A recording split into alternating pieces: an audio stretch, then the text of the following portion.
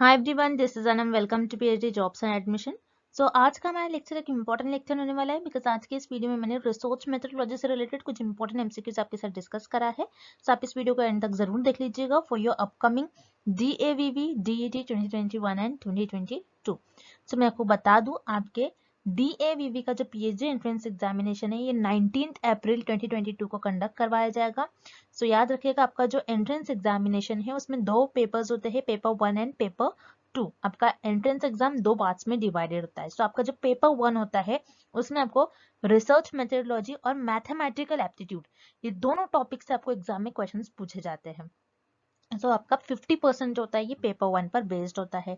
सो आपकी प्रिपरेशंस पर मैं आपको बता दूं, आपकी प्रिपरेशंस के लिए हमने research methodology as well as teaching aptitude और मैथमेटिकल एप्टीट्यूड पर हमने कंप्लीट कोर्स लॉन्च कर रखा है, जिसमें हम आपको video lectures, notes, mock test और प्रैक्टिस एमसीक्यूज पीडीएफ प्रोवाइड करते हैं, जो कि आपकी प्रिपरेशंस के लिए बहुत हेल्पफुल रहेगा। मैं आपको बता दूं और मैं आपको ये भी गारंटी देती हूँ कि अगर आप हमारा ये स्टडी मटेरियल फॉलो करते हो तो आप इजीली आप आपके DAVV के पीएचडी एंट्रेंस एग्जामिनेशन में सिलेक्ट होते हैं, ये हम आपको गारंटी देते हैं। और क्योंकि कई स्टूडेंट्स का हमें फीडबैक आता है कि हमारे इसी कंटेंट से उनको एग्जाम में डायरेक्टली 30-40 क्वेश्चंस पूछे जाते हैं।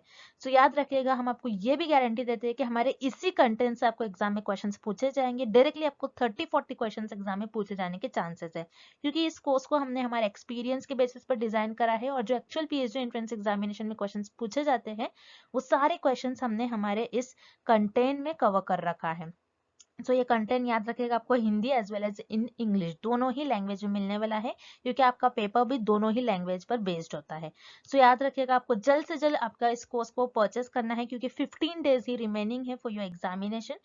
सो हमारे इस कोर्स को परचेस करने के लिए स्क्रीन पर जो आपको नंबर नजर आ रहा है उस पर हमें व्हाट्सएप के थ्रू कांटेक्ट करना है। नॉर्मल कॉल इस नंबर पर नहीं लगेगा, और आप हमारे ऐप के थ्रू भी स्टडी मटेरियल को एक्सेस कर सकते हो। सो ऐप को एक्सेस करने की लिंक मैंने आपके साथ डिस्क्रिप्शन बॉक्स में प्रोवाइड कर रखी है, जिससे कि आप उस लिंक के थ्रू हमारे ऐप पर डायरेक्टली जाते हो और आपको 1 क्लिक में ही स्टडी मटेरियल मिल जाता है for your DAVV PhD entrance examination. So that's it and let's begin with the video. हमारे इस रिसर्च मेथोडोलॉजी के कोर्स में हम आपको full syllabus video lectures, notes, 10 full syllabus mock test, 1000+ practice MCQs PDF provide करेंगे in both language, Hindi as well as in English. So हमारा जो ये रिसर्च मेथोडोलॉजी का कंटेंट है ये हमने हमारे एक्सपीरियंस के बेसिस पर और जो एक्चुअल पीएचडी एंट्रेंस एग्जाम में क्वेश्चंस पूछे जाते हैं वो सारी चीजें हमारे इस रिसर्च मेथोडोलॉजी के कंटेंट में हमने कवर करे हैं। तो आपको हमारा, अगर आप कोर्स परचेस करोगे, अगर आप हमारा कोर्स फॉलो करोगे, तो आपको कुछ इस तरीके से हमारे रिसर्च मेथोडोलॉजी के कंटेंट में आपको प्रिपरेशन करना है कि आपको हमारे जो नोट्स है और जो मॉक टेस्ट को एक वीक में कवर कर लेना है। और ये जो 1000+ एमसीक्यूज पीडीएफ है, 1000+ एमसीक्यूज पीडीएफ, ये आप आपके एज अ रिविजन के तौर पर यूज कर सकते हो। आप आपके एग्जाम के एक दिन पहले, और अगर आप आपके एग्जाम के इवन 4 to 5 आवर्स पहले भी इसको एक बार रीड कर चले जाओगे तो आप एग्जाम में इजीली क्वेश्चंस को मार्क कर आ जाओगे। तो मैं आपको गारंटी देती हूँ कि हमारे इसी रिसर्च मेथोडोलॉजी के कंटेंट से आपको एग्जाम में क्वेश्चंस पूछे जाएंगे। हमारे जो स्टूडेंट्स हैं, हमारे जो बैच के स्टूडेंट्स हैं, उन कई स्टूडेंट्स का फीडबैक है कि उनको हमारे इस रिसर्च मेथोडोलॉजी के कंटेंट से डायरेक्टली एग्जाम में 10 to 12 क्वेश्चंस पूछे गए थे। सो हमारे इस स्टडी मटेरियल को परचेस करने के लिए आपको इस नंबर पर हमें व्हाट्सएप के थ्रू कॉन्टैक्ट करना है। याद रखिए, आपको व्हाट्सएप के थ्रू ही हमें कॉन्टैक्ट करना है। और आप अगर मैसेज करते हो, मैसेज करने के विद इन 15 to 20 मिनट्स में आपको सारा स्टडी मटेरियल प्रोवाइड कर देंगे। और आप हमारे ऐप को भी डाउनलोड कर सकते हो, जो कि है ग्लोबल ऑनलाइन ऐप। सो इस ऐप पर आपको 1 मंथ की वैलिडिटी मिलेगी, और अगर आप ऐप पर जाते हो तो आपको डायरेक्टली वहां पर सारा कंटेंट इजिली अवेलेबल हो जाएगा। और ऐप को डाउनलोड करने के लिंक मैंने डिस्क्रिप्शन बॉक्स में प्रोवाइड कर रखी है। सो वहां से आप हमारे ऐप को एक्सेस कर सकते हो। And let's begin with the video. Which of the following statements is or are correct? Hypothesis is a proposition which can be put to test to determine its validity. Or point 2, null hypothesis should always be disproved if the hypothesis is disproved. निम्नलिखित में से कौन सा और कौन से स्थान सही है? फर्स्ट पॉइंट, परिकल्पना एक प्रस्ताव है जिसे इसकी वैधता निर्धारित करने के लिए परीक्षण के लिए रखा जा सकता है। और पॉइंट 2, यदि परिकल्पना अस्वीकृत होता है तो शून्य परिकल्पना को हमेशा अस्वीकृत किया जाना चाहिए। तो इस क्वेश्चन में हमें ये फाइंड आउट करना है कि दिए गए जो 2 पॉइंट्स हमें दिए गए हैं उनमें से कौन सा एक पॉइंट सही है या फिर दोनों भी पॉइंट सही है। मतलब इस प्रश्न में हमें ये पता लगाना है कि दिए गए दोनों पॉइंट में से कौन सा पॉइंट सही होगा, कौन सा स्थान सही होगा, हमें ये पता लगाना है। और हमें कौन से विकल्प में सही ऑप्शन गिवन है इस क्वेश्चन का, ये फाइंड आउट करना है। तो जैसे कि यहाँ पर हमें 2 पॉइंट्स गिवन है और उन दोनों पॉइंट्स को हम डिटेल में देखेंगे। First point is hypothesis is a preposition. So yes, hypothesis एक प्रपोजिशन होता है, एक टेंटेटिव स्टेटमेंट होता है, हम पहले से उसके बारे में गेस करते हैं। प्रपोजिशन मतलब हम कुछ गेस करते हैं। हाइपोथेसिस जिसे हम परिकल्पना कहते हैं, परिकल्पना एक प्रस्ताव होता है, मतलब उसके बारे में हम पहले से ही भविष्यवाणी कर लेते हैं कि ऐसा करने से ऐसा हो सकता है। सो आगे हम स्टेटमेंट को कंप्लीट करते हैं, which can be put to test to determine its validity. Yes, हम इसीलिए हाइपोथेसिस को पुट करते हैं ताकि हम इसको टेस्ट कर सके, उसकी वैलिडिटी चेक कर सके, क्या वो एग्जिस्ट कर रही है या फिर नहीं कर रही है। अगर आपकी हाइपोथेसिस आप टेस्ट करते हो, अगर वो सही निकली तो आप उसको एक्सेप्ट कर लेते हो, अगर वो सही नहीं निकली तो आप उसको रिजेक्ट कर लेते हो। सो हाइपोथेसिस जो होती है उसको हम सही नहीं मानते अपनी रिसर्च में, एक टेंटेटिव स्टेटमेंट मानते हैं और एक प्रस्ताव मानते हैं, और उसको हम एक भविष्यवाणी कहते हैं। हम कुछ चीजों को लेकर भविष्यवाणी करते हैं अपने नॉलेज के बेसिस पर, अपने ज्ञान के बेसिस पर, और उससे हम अपने रिसर्च में, अपने शोध में उसका परीक्षण करते हैं, मतलब उसको टेस्ट करते हैं और बताते हैं कि वो वैलिड है या फिर नहीं है। सो यस, यहाँ पर जो आपका हाइपोथेसिस से रिलेटेड हमें फर्स्ट स्टेटमेंट गिवन है, ये सही है। सो हाइपोथेसिस एक प्रपोजिशन होता है, मतलब एक गेसेस होते हैं रिसर्चर्स के, और कुछ टेंटेटिव स्टेटमेंट होता है जिसे रिसर्चर कुछ समय के लिए मान लेते हैं और उसे अपने रिसर्च में टेस्ट करते हैं, उसकी वैलिडिटी बताते हैं कि वो एग्जिस्ट कर रहा है या फिर नहीं, क्या वो सही है, क्या हमें उसे रखना चाहिए या फिर रिजेक्ट करना चाहिए। सो यहाँ पर आपको जो फर्स्ट पॉइंट गिवन है ये सही है। उसी तरीके से हम पॉइंट 2 देखते हैं। So null hypothesis should always be disproved if the hypothesis is disproved। मतलब आप क्या करते हो, जब भी आपकी हाइपोथेसिस डिस्प्रूव हो जाती, मतलब आपकी यदि परिकल्पना अस्वीकृत हो जाती है, तो आपकी जो शून्य परिकल्पना होती है उसे भी आप डिस्प्रूव करने की कोशिश करते हो। सो यस, क्योंकि याद रखिएगा, नल हाइपोथेसिस को रिसर्च अपने रिसर्च में डिस्प्रूव करने की कोशिश करते हैं, उसे प्रूफ नहीं मान के चलते, क्योंकि नल हाइपोथेसिस क्या बताती है कि वेरिएबल्स के बीच में कोई रिलेशन ही नहीं है। नल हाइपोथेसिस कोई भी रिलेशन को नहीं बताती है, क्योंकि रिसर्चर को उस चीज को प्रूफ करना होता है, उनको बताना होता है कि नहीं, जो वेरिएबल्स होते हैं उनके बीच में कुछ ना कुछ रिलेशन होगा ही। सो रिसर्चर ये अपने रिसर्च में प्रूफ करने की कोशिश करते हैं, लेकिन नल हाइपोथेसिस हमें बताती है कि कोई वेरिएबल्स के बीच में कोई भी रिलेशन नहीं है। तो याद रखिएगा, हमेशा रिसर्चर जब भी अपनी हाइपोथेसिस को टेस्ट करते हैं रिसर्च में, सो रिसर्चर ये कोशिश करते हैं कि वो अपनी नल हाइपोथेसिस को रिजेक्ट करे और वो अल्टरनेटिव हाइपोथेसिस को ऑटोमेटिकली उस केस में एक्सेप्ट कर लेते हैं। सो नल हाइपोथेसिस जब भी रिजेक्ट हो जाती है, और रिसर्चर अपने रिसर्च में जब भी हमेशा अपनी नल हाइपोथेसिस को ऑलवेज डिस्प्रूव करने की कोशिश करते हैं, और ऑटोमेटिकली उस केस में अल्टरनेटिव हाइपोथेसिस ट्रू हो जाती है। अल्टरनेटिव हाइपोथेसिस क्या होती है कि ये आपकी नल हाइपोथेसिस का अपोजिट होती है, वो बताती है कि वेरिएबल्स के बीच में कुछ ना कुछ रिलेशन है, लेकिन नल हाइपोथेसिस कहती है कुछ रिलेशन नहीं है। सो याद रखिए, यहाँ पर जो आपको पॉइंट सेकंड गिवन है, जो आपको पॉइंट 2 गिवन है, ये आपका सही है। रिसर्चर जो आपके शोधकर्ता जो है, आपकी जो शून्य परिकल्पना इसको हमेशा अस्वीकार करने की कोशिश करते हैं। सो यहाँ पर आपका फर्स्ट और सेकेंड पॉइंट दोनों भी सही है, इसलिए इस क्वेश्चन का आपका राइट आंसर हो जाएगा option C, both first and second correct. First and second statement दोनों भी सही है। नेक्स्ट, डायग्नोस्टिक रिसर्च स्टडीज, नैदानिक अनुसंधान अध्ययन। इस क्वेश्चन में हमें ये पता लगाना है कि नैदानिक अनुसंधान अध्ययन क्या होती है, मतलब आपकी जो डायग्नोस्टिक रिसर्च है उसकी स्टडीज क्या होती है। डायग्नोस्टिक रिसर्च में रिसर्चर किस चीज के बारे में स्टडी करते हैं। सो याद रखिए, आपकी जो डायग्नोस्टिक रिसर्च होती है ये ज्यादा करके साइंस फील्ड में यूज करी जाती है, डॉक्टर्स लोग ज्यादा यूज करते हैं डायग्नोस्टिक रिसर्च। सो डायग्नोस्टिक के मतलब होता है कि किसी चीज के बारे में खोजना, किसी चीज को डायग्नोस करना, उसके बारे में और जानना, क्यों वो चीज हैपन हो रही है, उसकी प्रॉब्लम क्या है, वो किस वजह से वो चीज हैपन हो रही है, उसके फैक्टर्स क्या है, कौन सी चीजें रिस्पॉन्सिबल है, उसका सोल्यूशन किस तरीके से निकाल सकते हैं। सो इस क्वेश्चन में बेसिकली हमें डायग्नोस्टिक रिसर्च की डेफिनेशन पूछ रहा है। सो याद रखिएगा, जब भी डायग्नोस्टिक रिसर्च आती है तो आपको याद रखना है, आंसर ऐसा मार्क करना है जिसमें किसी प्रॉब्लम का हम कॉज फाइंड आउट करते हैं, उसकी रूट फाइंड आउट करते हैं, किस वजह से वो चीज हैपन हो रही है। सो यस, यहाँ पर आपका ऑप्शन ही करेक्ट हो जाएगा, identifies root cause of a problem, factors responsible for it and solution to the problem. जैसे मान लीजिए इस डेफिनेशन को हम एक एग्जाम्पल के थ्रू समझते हैं।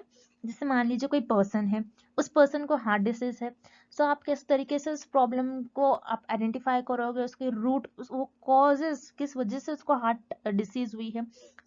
जैसे मान लीजिए उस पर्सन को हार्ट डिसीज है, तो आप बताओगे कि उनके चेस्ट में पेन हो रहा है, ज्यादा ऑयल इनटेक है, प्रॉपर डाइट नहीं है, स्लीप साइकिल प्रॉपर नहीं है। इस वजह से आपकी जो प्रॉब्लम है ये हार्ट डिसीज प्रॉब्लम अकर होती है। याद रखिएगा, जैसे यहाँ पर मैंने एक डिसीज का एग्जांपल लिया, हार्ट डिसीज है, उसका मैंने आपको कॉज बताया। अब फैक्टर्स रिस्पॉन्सिबल, किस तरीके से कौन कौन से फैक्टर्स हो सकते हैं, स्लीप साइकिल नहीं प्रॉपर ले रहे होंगे वो पर्सन, और डाइट प्रॉपर नहीं होगा, ये सारे फैक्टर्स हो सकते हैं। और आप इसका सोल्यूशन किस तरीके से फाइंड आउट करोगे, किस तरीके से हम इसका सोल्यूशन फाइंड आउट करेंगे कि उनको प्रॉपर डाइट देंगे। ओके, आपकी जो बॉडी है, उस पर्सन की बॉडी रेगुलरली 30 से 60 मिनट तक मूव होनी चाहिए, एक्सरसाइज करना चाहिए, प्रॉपर इनटेक लेना चाहिए डाइट का। तो इस तरीके से हम उस प्रॉब्लम को सॉल्व करेंगे। रिसर्चर्स जो होते हैं डायग्नोस्टिक रिसर्च में, किसी भी डिसीज से रिलेटेड, बेसिकली डायग्नोस्टिक रिसर्च में प्रॉब्लम जो होती है वो डिसीज से रिलेटेड होती है, तो उस डिसीज का कॉज फाइंड आउट करते हैं, रूट फाइंड आउट करते हैं, किस वजह से उसका कॉज है, कॉज किस चीज से वो कॉज कर रही है प्रॉब्लम। फिर फैक्टर्स, कौन से फैक्टर्स रिस्पॉन्सिबल है, फिर उसका सोल्यूशन किस तरीके से फाइंड आउट करना, मतलब एक समस्या है, उसका मूल कारण और उस समस्या के लिए जिम्मेदार कौन से फैक्टर्स है उसके बारे में जानना, और समस्या का समाधान किस तरीके से निकालना, उस समस्या का मतलब उस प्रॉब्लम का सोल्यूशन किस तरीके से निकालना, ये रिसर्चर डायग्नोस्टिक रिसर्च में करते हैं। इसलिए यहाँ पर जो आपका ऑप्शन ए है इस क्वेश्चन का राइट आंसर हो जाएगा। हम जो रिमेनिंग ऑप्शन है उन्हें भी एक बार देख लेते हैं। Option B, collect, verify and synthesise evidence from the past to establish fact, defend or refute a hypothesis. मतलब ये बता रहा है कि आप क्या कर रहे हो, कुछ इंफॉर्मेशन कलेक्ट कर रहे हो, उसको सिंथेसाइज कर रहे हो, इस एविडेंस को जो पास्ट में है, जो पास्ट में कर रहे हो, और उसका आप बेसिकली उसका प्रेजेंट में देख रहे हो क्या यूज है। याद रखिए यहाँ पर आपको जो ऑप्शन बी दिया गया है ये आप पुराने रिसोर्स है, मतलब पुराने जो पास्ट फेनोमेना कर रहे हैं उनके थ्रू आप स्टडी कर रहे हैं। ये आपकी हिस्टोरिकल रिसर्च से रिलेटेड ऑप्शन है, ये आपका डायग्नोस्टिक रिसर्च से रिलेटेड ऑप्शन नहीं है। यहाँ पर आपका ऑप्शन भी इनकरेक्ट हो जाएगा। देन उसी तरीके से option C, are concerned with describing the characteristics of a particular individual or a group of character. आप यहाँ पर क्या कर रहे हो, किसी कोई ग्रुप है, उसका इंडिविजुअल, उसका कैरेक्टर बता रहे हो। यहाँ पर आप बेसिकली उसको डिस्क्राइब कर रहे हो, मतलब उसको आप डिटेल में बता रहे हो, उन विशेषताओं को बता रहे हो, आप डिटेल में उसको एक्सप्लेन करो, डिस्क्राइब कर रहे हो बेसिकली। ये आपके डिस्क्रिप्टिव रिसर्च से रिलेटेड है। यहाँ पर आपको एक ही वर्ड याद रखना है, आपको की पॉइंट्स याद रखना है। डिस्क्राइबिंग आ रहा है मतलब ये डिस्क्रिप्टिव रिसर्च से रिलेटेड ऑप्शन है। यहाँ पर आपका ऑप्शन सी भी इनकरेक्ट हो जाएगा। इस क्वेश्चन का आपका जो राइट आंसर हो जाएगा वो है आपका ऑप्शन ए।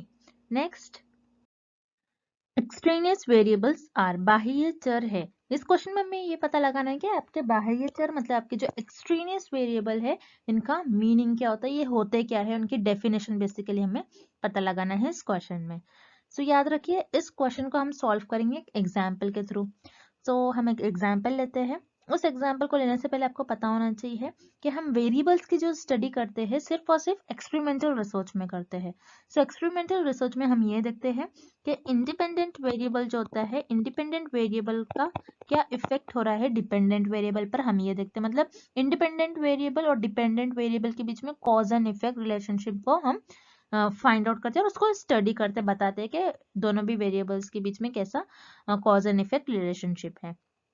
मान लीजिए फॉर एग्जांपल यहाँ पर मुझे स्टडी करना है कि मैं अगर वाटर ज्यादा दे रही हूँ किसी प्लांट को तो उस प्लांट की ग्रोथ कैसी होगी। क्या मैं ज्यादा वाटर दूंगी तो प्लांट की ग्रोथ ज्यादा हो रही है, या फिर मैं कम वाटर दूंगी तो प्लांट की ग्रोथ पर कैसा असर होगा, उसका कैसा इफेक्ट बताएगा वाटर। बेसिकली वाटर, यहाँ पर मैं वाटर की क्वांटिटी कम ज्यादा कर रही हूँ, यहाँ पर ये इंडिपेंडेंट वेरिएबल हो जाएगा। और प्लांट की जो ग्रोथ है मैं इसको ऑब्जर्व कर रही हूँ तो ये मेरा डिपेंडेंट वेरिएबल हो जाएगा। अब इस स्टडी में क्या होता है, कुछ एक्स्ट्रा वेरिएबल्स आ जाते हैं, कुछ एक्स्ट्रा वेरिएबल जिसे हम कहते हैं एक्सट्रेनियस वेरिएबल्स। एक्स्ट्रा वेरिएबल्स ऐसे वेरिएबल्स होते हैं जो एक्सपेरिमेंटल रिसर्च में स्टडी का पार्ट तो नहीं होते हैं, तो ये फिर भी क्या करते हैं, आपके डिपेंडेंट वेरिएबल को अफेक्ट करते हैं। किस तरीके से मान लीजिए फॉर एग्जांपल इस स्टडी में आपके जो एक्स्ट्रा वेरिएबल्स होंगे, जो आपके एक्सट्रेनियस वेरिएबल होंगे, वो हो जाएंगे आपके विंड, टेम्परेचर, सनलाइट, ये सारे आपके एक्सट्रेनियस वेरिएबल हो जाएंगे। सो ये एक्सट्रेनियस वेरिएबल आपके डिपेंडेंट वेरिएबल को अफेक्ट कर सकते हैं।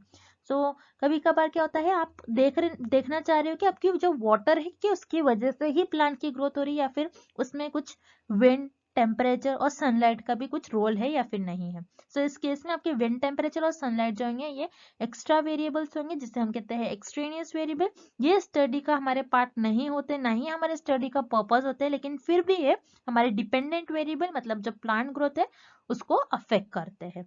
सो याद रखिएगा, एक्सट्रेनियस वेरिएबल वो वेरिएबल होते हैं जो एक्सपेरिमेंटल रिसर्च में हमारे स्टडी का पार्ट नहीं होते, ना ही पर्पस होते हैं, लेकिन ये फिर भी जो डिपेंडेंट वेरिएबल है इसको अफेक्ट करते हैं। इसलिए इस क्वेश्चन का आपका राइट आंसर हो जाएगा ऑप्शन ए, चर जो अध्ययन के उद्देश्य से संबंधित नहीं है लेकिन आश्रित चर को प्रभावित कर सकते हैं। मतलब ये हमारे जो अध्ययन है उसका उद्देश्य नहीं होते, हमारे जो स्टडी है उसका पर्पस नहीं होते, लेकिन ये हमारे डिपेंडेंट वेरिएबल है, उनको प्रभावित करते हैं, उनको अफेक्ट करते हैं। सो यहाँ पर आपका ऑप्शन ए करेक्ट हो जाएगा। अब जो बचे हुए ऑप्शन से जो इनकरेक्ट है उन्हें भी हम एक बार देख लेते हैं। Option B, variable that depends upon और its consequences of the other variables, मतलब ऐसा वेरिएबल्स जो किसी वेरिएबल पर डिपेंड है। मतलब आपका जो डिपेंडेंट वेरिएबल डिपेंड्स आ रहा है, मतलब ये डिपेंडेंट वेरिएबल से ये ऑप्शन रिलेटेड है जो किसी दूसरे वेरिएबल पर डिपेंड होता है। सो यहाँ पर आपका ऑप्शन भी इनकरेक्ट हो जाएगा because it is related to your dependent variable. उसी तरीके से option C, variable that is antecedent to the dependent variable. So याद रखिएगा, एंटीसेंडेंट का मतलब है जो पहले आ रहा है, प्रियर जिसका मतलब होता है आपका प्रियर, जो पहले आता है। सो डिपेंडेंट वेरिएबल के पहले जो वेरिएबल आता है वो होता है आपका इंडिपेंडेंट वेरिएबल। मतलब आपका जो ऑप्शन सी है ये इंडिपेंडेंट वेरिएबल से रिलेटेड है, ना कि आपके एक्सट्रेनियस वेरिएबल से। सो जो आपका ऑप्शन सी है ये भी आपका रॉन्ग ऑप्शन हो जाएगा, और इस क्वेश्चन का आपका राइट आंसर हो जाएगा option A. Next, arrange the following steps followed in framing research design for empirical study in correct order.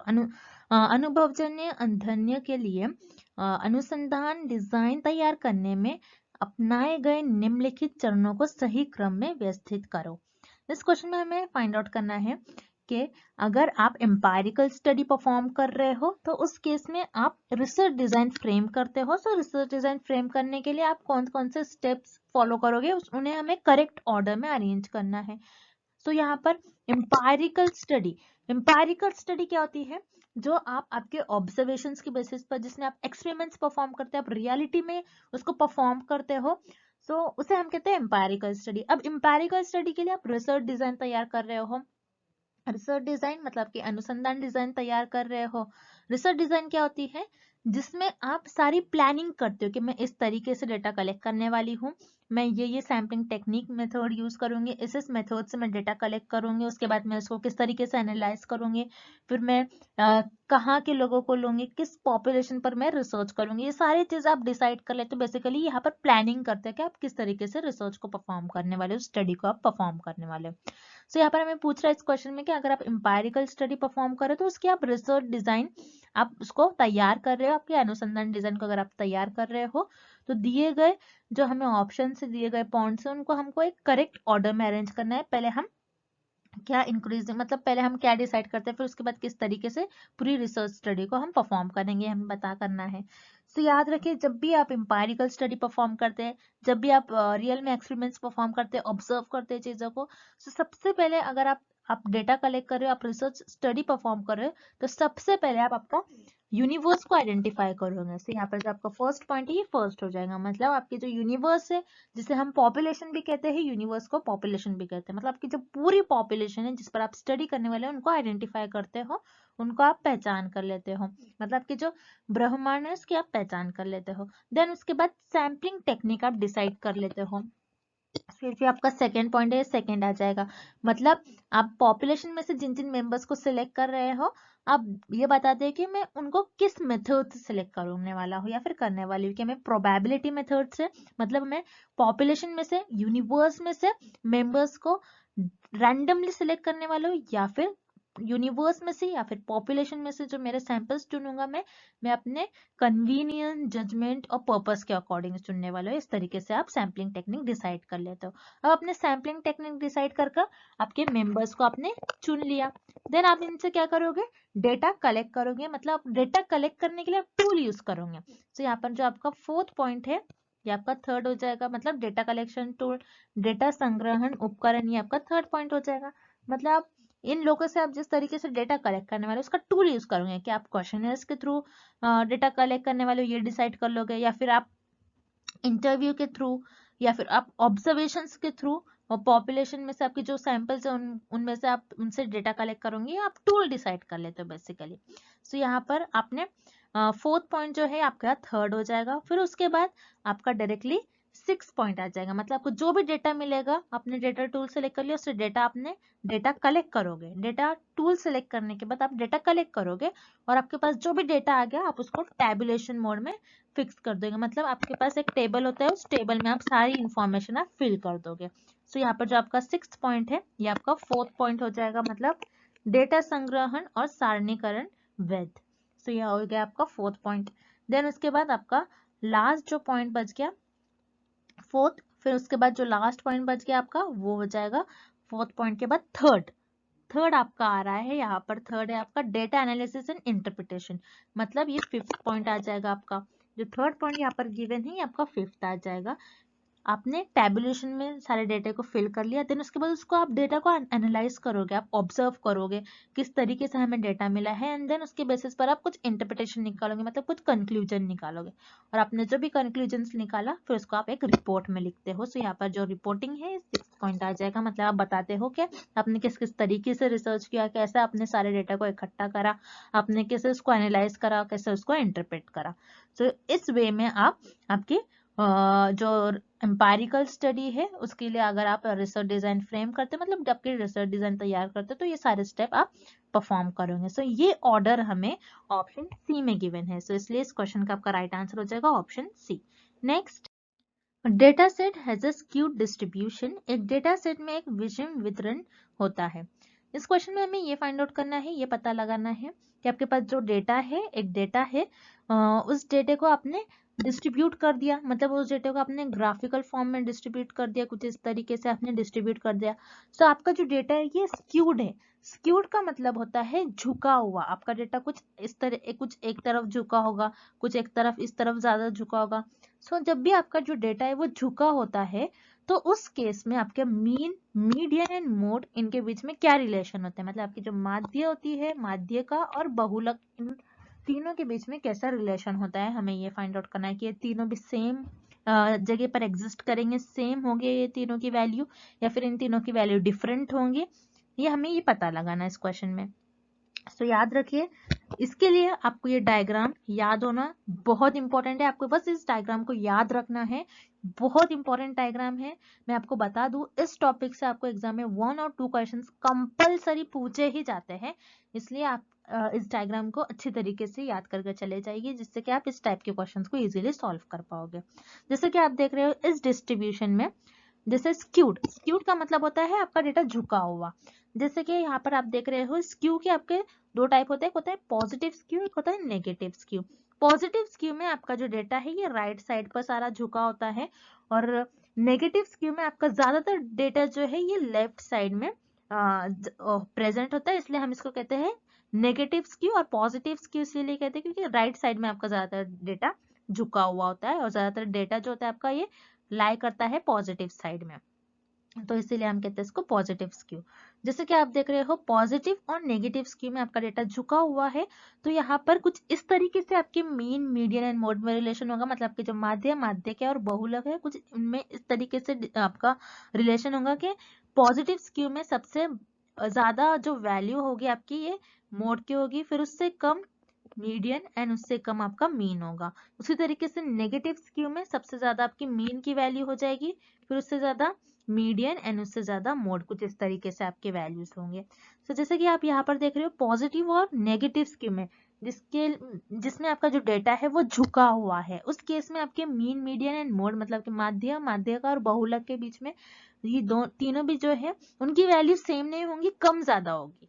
सो इसीलिए अगर आपका जो डेटा है वो स्क्यूड डिस्ट्रीब्यूशन है, मतलब आपका जो डेटा है वो झुका हुआ है, तब उस केस में आपके मीन, मीडियन एंड मोड वो तीनों भी सेम नहीं होंगे, डिफरेंट होंगे एक दूसरे से। तो इसलिए इस क्वेश्चन का आपका राइट आंसर हो जाएगा option A.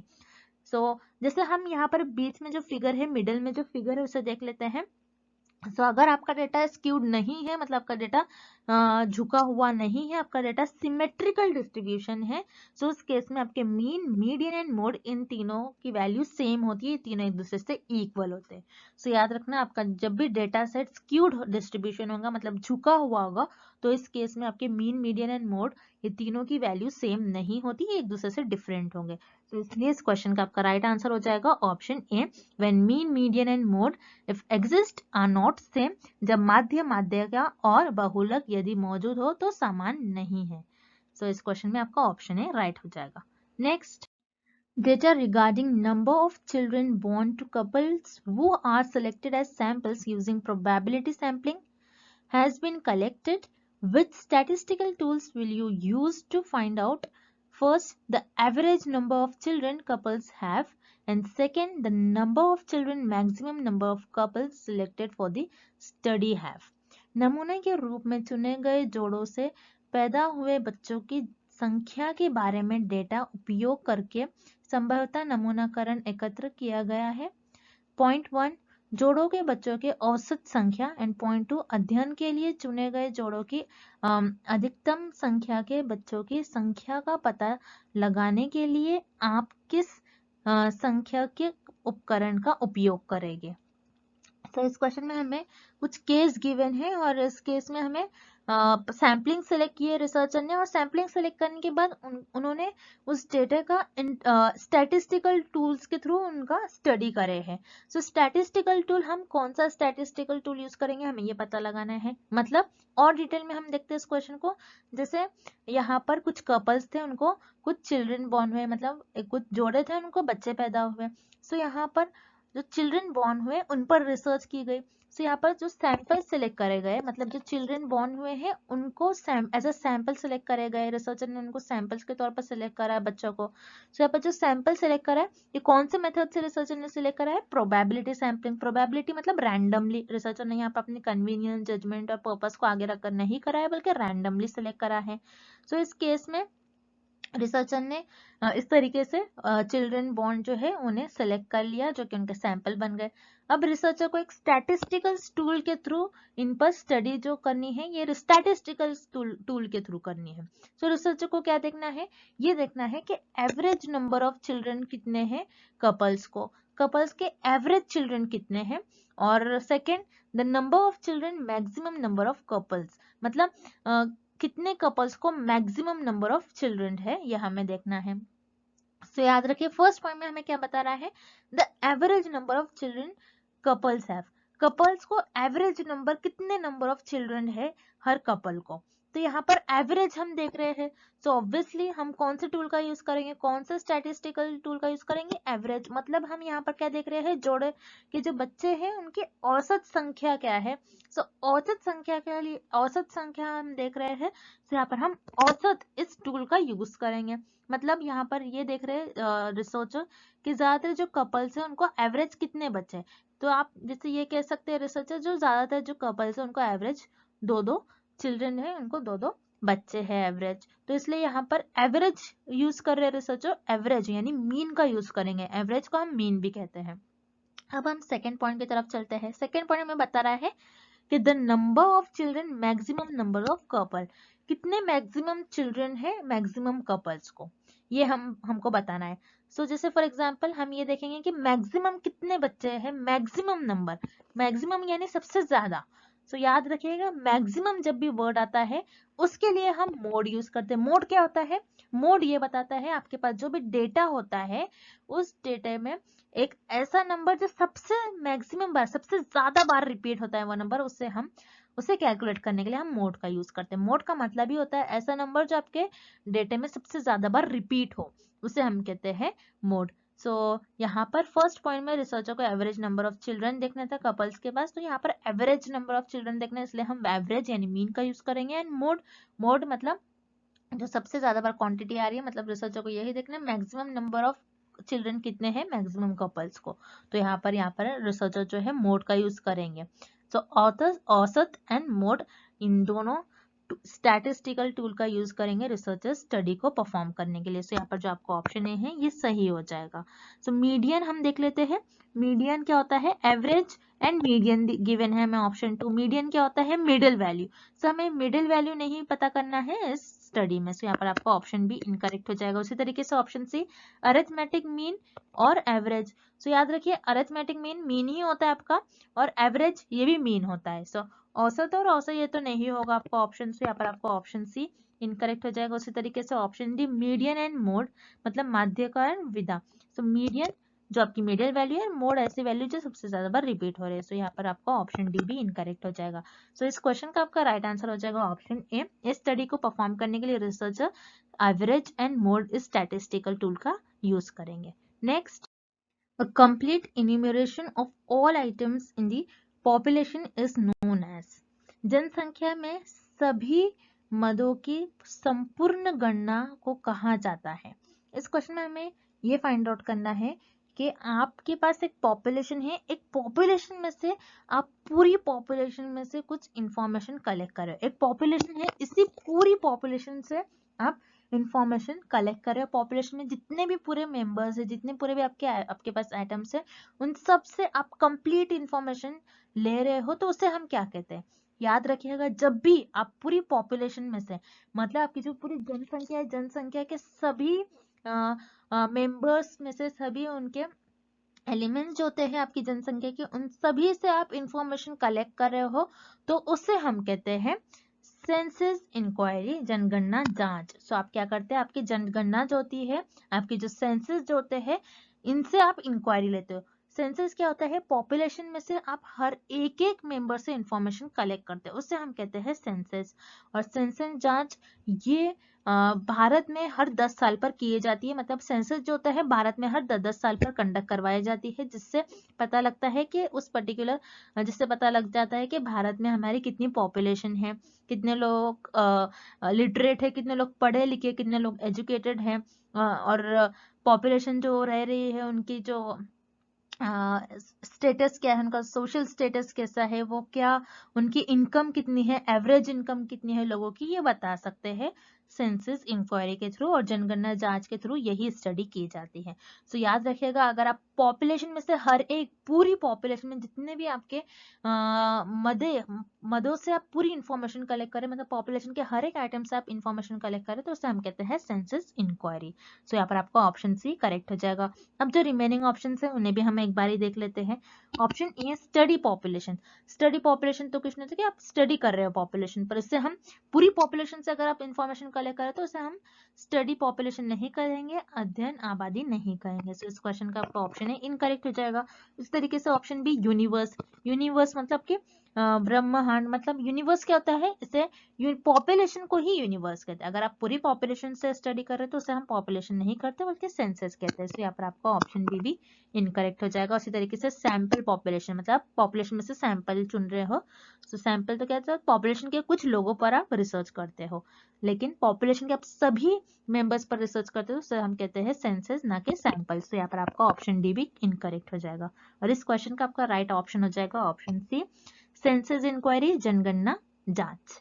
And thank you for watching this video.